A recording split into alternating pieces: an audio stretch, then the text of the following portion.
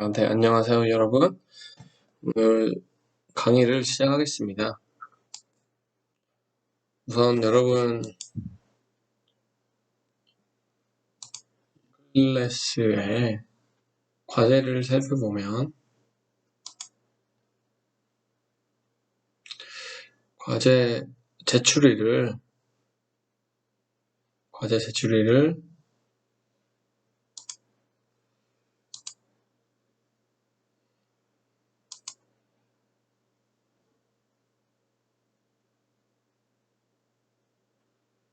6월 7일로 변경을 해놨습니다. 그리고 마지막 과제 제출 첫 번째 과제만 5월 31일로 되어 있는데 마지막 과제는 6월 7일로 되어 있죠. 그래서 지금까지 과제를 제출하지 않은 학생 그리고 과제를 이메일로 제출한 학생이 있으면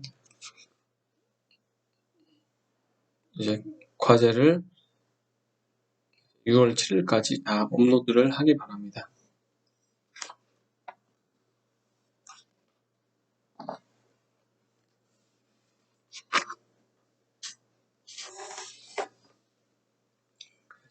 과제를 업로드를 하기 바랍니다. 그리고 시험은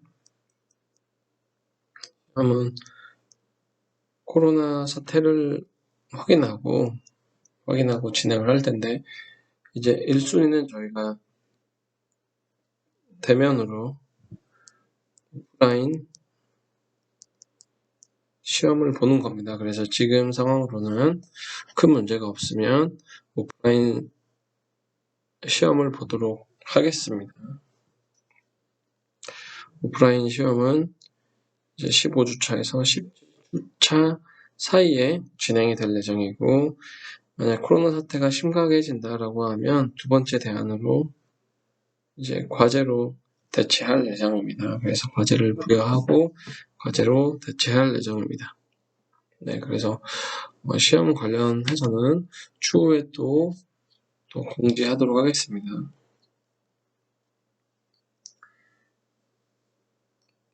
그리고 다음으로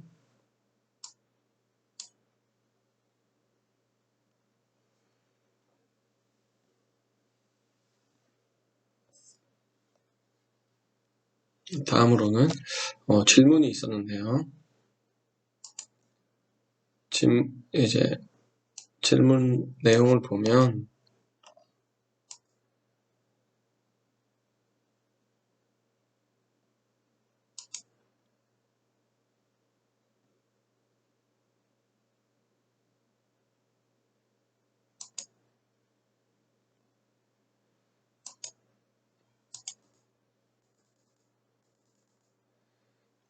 질문을 보면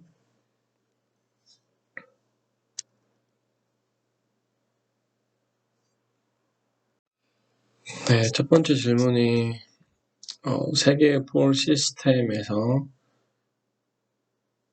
이제 개인 크로스오버에서 개인이 큰 것과 개인 크로스오버 포인트에서 페이지가 마이너스 170도인 게 스테빌리티에 어떤 영향을 주는지를 얘기하는 문제였는데 저희가 스테빌리티라고 하는 거는 스테빌리티 특성에서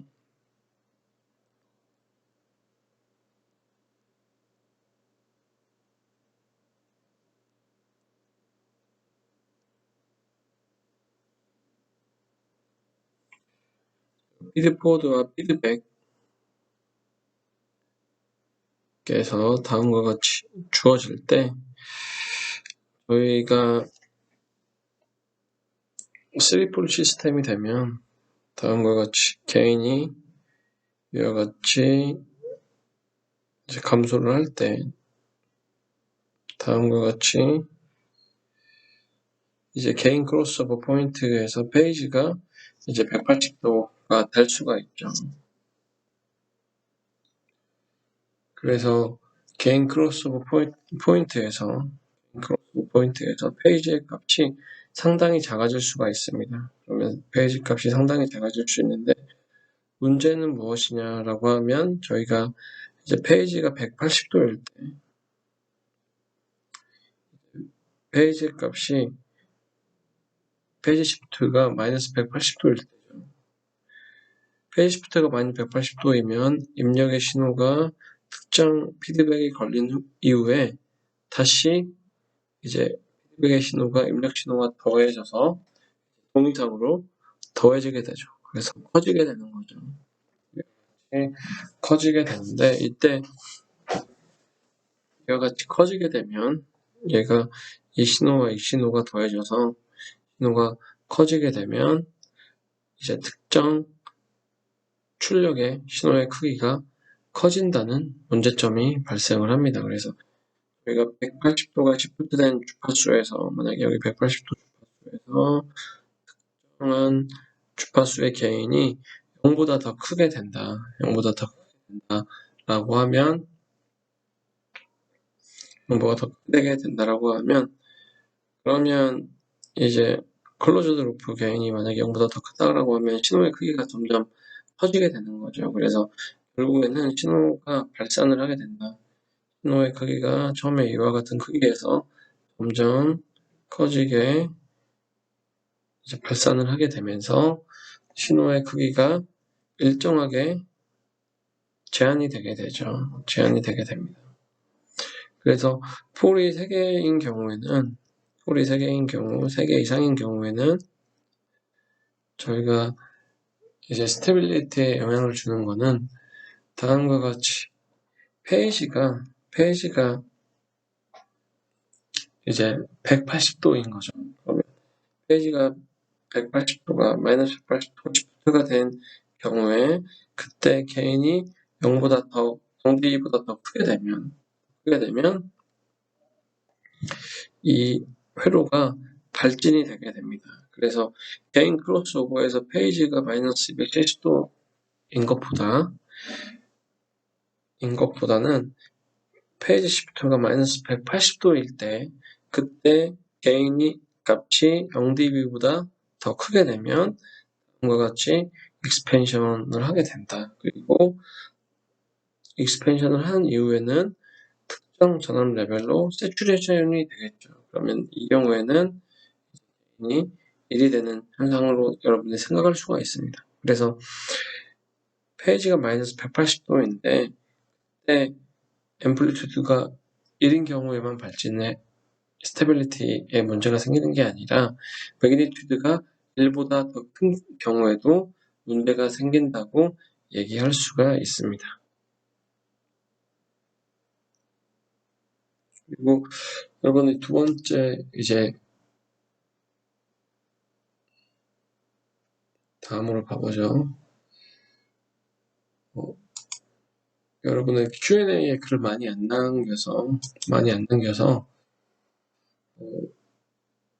이제 그동안 확인 못했었는데 이제 Q&A에 과제에서 전화비들 구하는 부분을 풀어주면 좋겠다라고 얘기를 했습니다. 그래서 우선은 여러분들이 직접 문제를 풀어보고 저희가 레이더 센서의 진도를 다 나가고 나서 시간이 남으면 이제 전화비들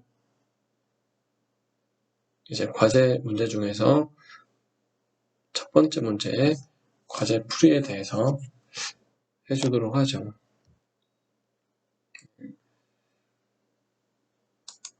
그럼 아마도 네 번째 과제에 대한 첫 번째 전화비들 말하는 거에 대한 문제풀이를 해달라고 한 것 같아요.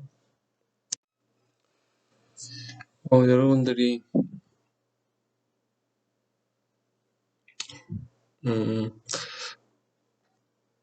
이제 디퍼런셜 페어에서 액티브 커런트 미러가 존재하는 경우죠. 그런 경우에는 여러분들이 approximate analysis를 이용을 해서 저희가 숏서킷 트랜스 컨덕턴스는 대략적으로 GM1, 2 정도 되죠.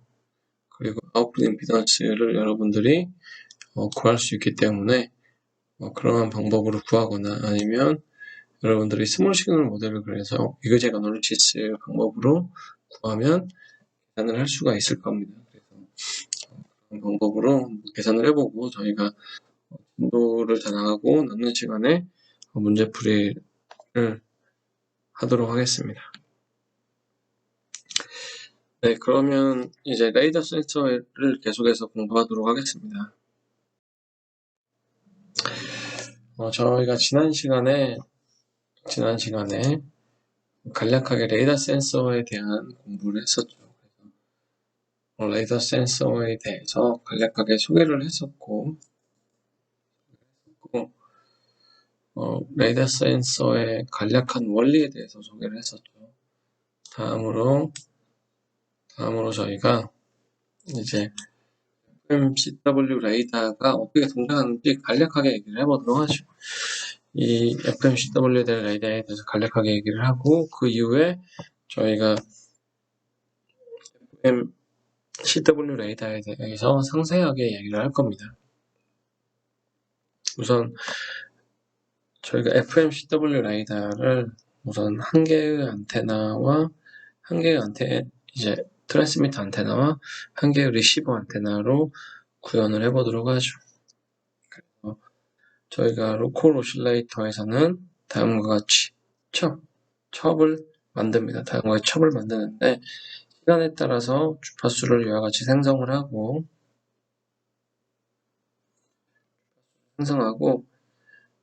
아이들 타임을 준 다음에 다시 주파수를 생성하는 과정, 이러한 과정을 n번을 하게 됩니다.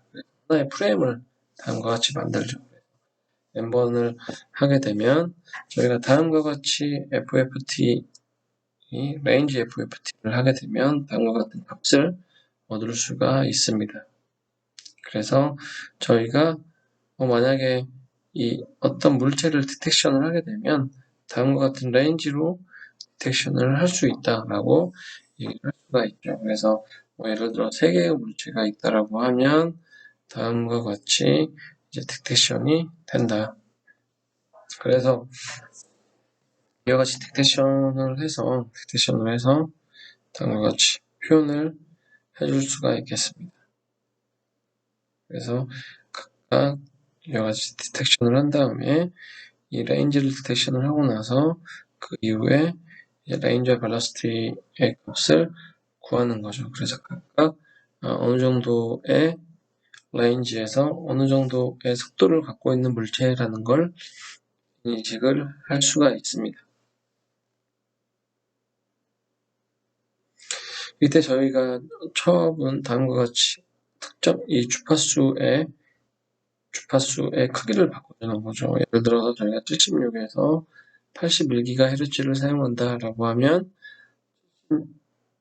6GHz에서 81GHz까지 특정 시간 동안 주파수를 변하게 만들어주는 역할을 하는 걸 다음과 같이 로컬 오실레이터에서 역할을 해줍니다. 그러면 로컬 오실레이터에서 역할을 해주고 주파수가 변하고 수신단에서는 어떤 물체를 신호를 맞고 돌아와서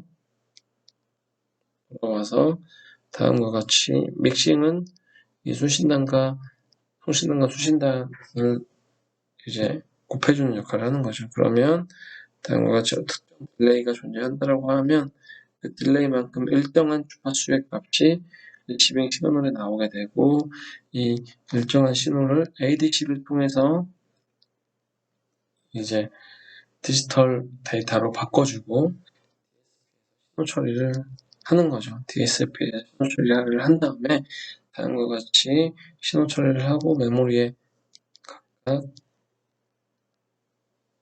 이제 레인지 F 한 다음에 저장을 해주고 얘를 해석을 하게 되면 다음과 같이 이제 결과를 얻을 수가 있습니다.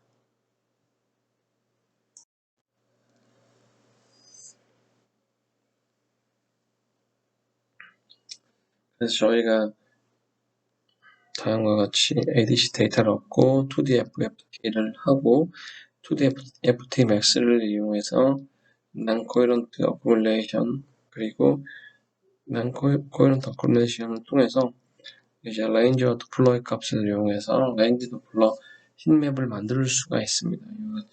히트맵을 만들고 이 디텍션한 값으로 앵글까지 에스티메이션을 해서 저희가 오브젝트 리스트를 로케이션과 이제 매트릭 형태로 저희가 표현을 하게 만들어주는 역할을 하는 게 FMCW 레이더다.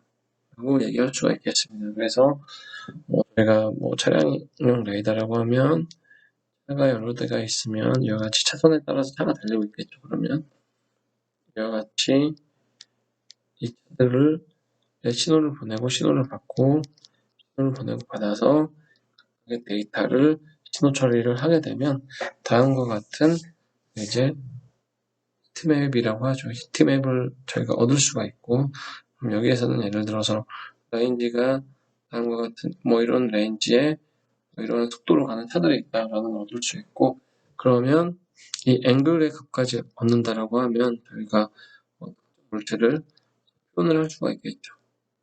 그러면 이게 표현이 되면 얘를 히트맵 등으로 표현을 하거나 아니면 저희가 그래픽으로 표현을 할 수가 있죠. 그래픽으로 표현을 해서 나타낼 수가 있겠습니다. 그래서 프리스페이스 센서 어플리케이션에 대해서 다음과 같이 첫 컨피그레이션에 대한 파라미터들이죠. 그래서 첫 밴드위스를 4기가의 대역폭으로 예를 들어서 76기가에서 80기가까지 주파수를 변화시키고 첫 페리오드는 100 마이크로가 되겠죠. 그러면 다음과 같이 어떤 쪽들이 이제 100 마이크로 간격으로 신호를 변화를 시켜주고 그리고 프레임당 한 프레임, 이 프레임당 소비 개수를 32개만큼 해석을 한다. 그래서 텍스트 사이에 다음과 같이 32개를 만들어준다. 그리고 최대 저희 속도는 17km 정도를 디텍션을 하고 레인지 레졸루션은 4000T 레인지 레졸루션으로 최대 거리는 3m까지 가능하게 하고 벨로시티 레졸루션은 1km per hour로 하도록 하고 그러면 이때 메모리는 100kB가 필요할 것이다. 이런 식으로 저희가 이제 컨피그레이션을 정의를 할 수가 있습니다. 네, 그래서 FMCW 레이더에 대해서는 다시 상세히 공부를 하도록 하겠습니다.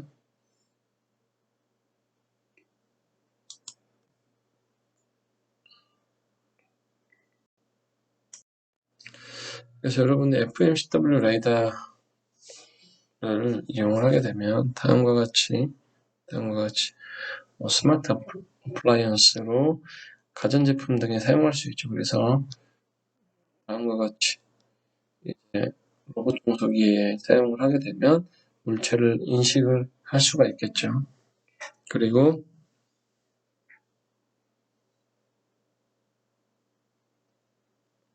저희가 사물을 인식을 할 수가 있겠죠. 사물을 인식을 해서 외부에서 들어오는 사람들은 이제 카드를 키를 찍고 들어올 수 있도록 해주고 내부에서 사람이 나갈 때는 이제 문을 열어주는 식 등으로 이해할 수가 있겠습니다. 그리고 다음과 같이 이런 이유로 시큐리티에도 활용을 할 수가 있고 이제 라이트닝 같은 곳에도 활용을 할 수가 있죠. 그래서 사람에 따라서 다르게 활용을 할 수가 있고 그리고 저희가 속도계 등을 이용해서 여기 활용을 할 수가 있고요. 스트레이트 라이트닝과 같이 이제 물체가 있는 경우, 이동하는 경우 등을 확인을 해서 거리에 가로등을 항상 켜놓을 필요는 없이 이제 시간에 따라서 켜놓을 수 있도록 하자. 그리고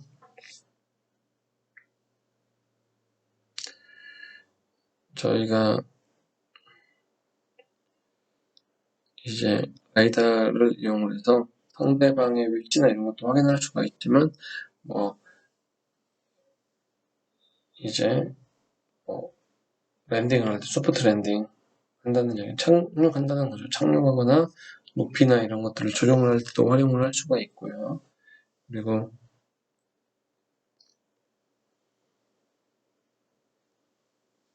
이동하거나 있는 사람들을 카운팅을 해서 저희가 이동하는 사람에 맞죠? 바람이나 공기청정기의 바람이나 그리고 땀의 수가 많아지면 이제 뭐 에어컨의 온도를 조정을 한다든지 이와 같은 방식으로 활용을 할 수가 있습니다.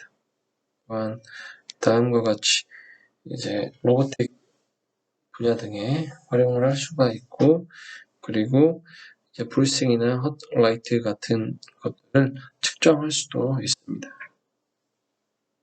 그래서 호흡과 심박 등도 측정을 할 수 있는 이 다양한 어플리케이션에 활용할 수 있습니다.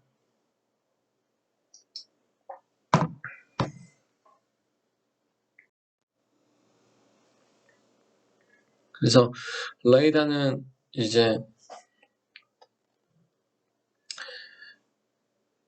다른 어플리케이션에 비해서 상당히 장점을 가질 수 있는데 다른 어플리케이션은 인프라레드나 울트라소닉이나 레이저 같은 것들이죠. 그래서 다음과 같이 플렉서비티 측면이나 이제 모이스처나 더트나 이런 측면 그리고 템퍼레이처 등에 대해서 좀 더 좋은 특성을 가질 수 있고요. 그리고 이제 매트리얼을 이제 통과할 수도 있습니다. 그래서 전파 같은 경우에는 나무나 유리나 뭐 그런 매트리얼들을 종이 같은 것들을 통과할 수가 있죠.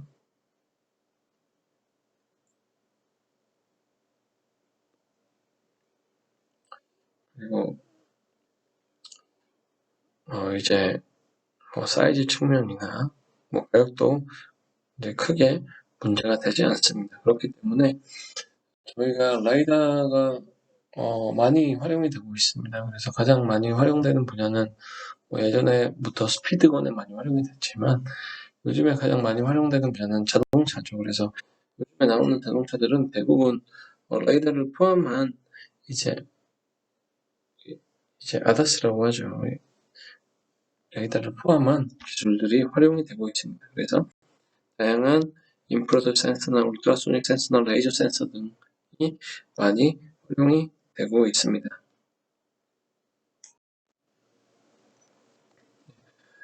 또 다른 어플리케이션으로 여러분 제스처 센싱 레이더 등이 있습니다. 여기 보면 두 개, RX가 4개로 구성이 되어 있죠. 그래서 사람의 손짓을 디텍션하는 용도로 활용이 됩니다. 그래서 다음과 같이 회로를 구성을 하고 사람의 이제 모양에 따라서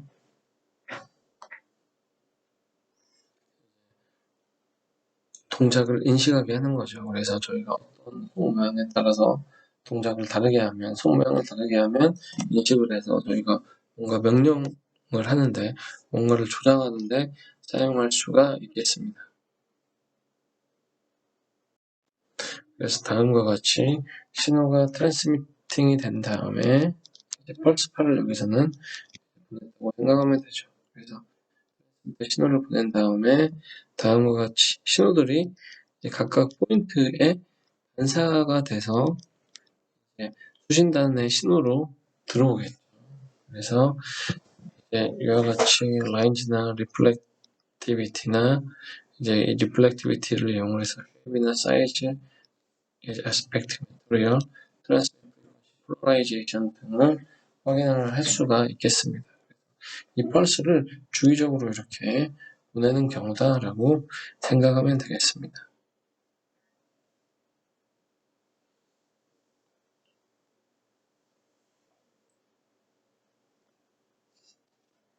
네, 그래서 이와 같은 방법을 이용을 해서 다음과 같이 리시빙 시그널을 레인지, 체인지와 레인지